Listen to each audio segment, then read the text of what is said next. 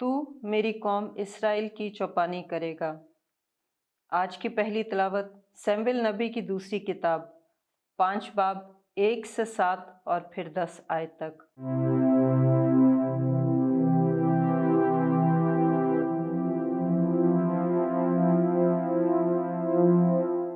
اسرائیل کے سارے قبیلے حبرون میں داؤد کے پاس آئے اور کلام کر کے کہا، دیکھ ہم تیرا گوشت اور تیری ہڈی ہیں، علاوہ اس کے کل اور اس سے پہلے جب شاؤل ہمارا بادشاہ تھا تو ہی اسرائیل کو باہر لے جاتا اور اندر لاتا تھا، اور خداوند نے تجھ سے کہا کہ تو میری قوم اسرائیل کی چوپانی کرے گا اور تو اسرائیل کا سردار ہوگا۔ اور اسرائیل کے سب بزرگ بھی حبرون میں بادشاہ کے پاس آئے، اور داؤد بادشاہ نے حبرون میں خداوند کے سامنے ان کے ساتھ عہد کیا، اور انہوں نے داؤد کو مسح کر کے اسرائیل کا بادشاہ بنایا۔ داؤد 30 برس کا تھا جب وہ سلطنت کرنے لگا، اور اس نے 40 برس سلطنت کی۔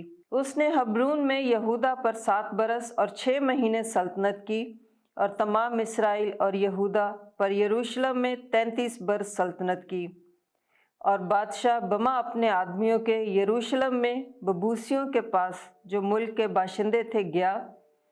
انہوں نے داؤد سے کلام کر کے کہا، تو یہاں پر داخل نہ ہوگا جب تک کہ تو ہم میں سے اندھوں اور لنگڑوں کو نہ لے جائے گا۔ یعنی کہ داؤد یہاں داخل نہ ہوگا، لیکن داؤد نے صہیون کا قلعہ لے لیا، اور وہی داؤد کا شہر ہے۔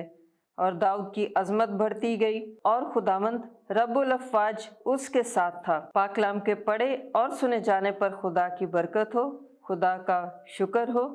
زبور جماعتی جواب: میری وفاداری اور میری رحمت اس کے ساتھ ہوں گی۔ تو نے ایک وقت رویا میں اپنے برگزیدوں سے کلام کیا اور کہا، میں نے زوراور کو تاج بخشا ہے اور امت میں سے ایک برگزیدے کو بلند کیا ہے۔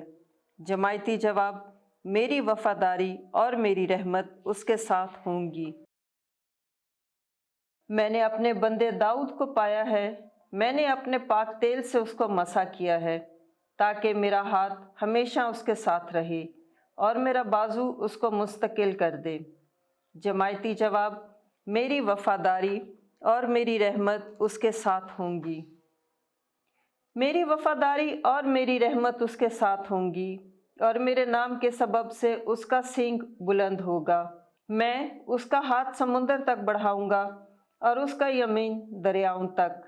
جماعتی جواب: میری وفاداری اور میری رحمت اس کے ساتھ ہوں گی۔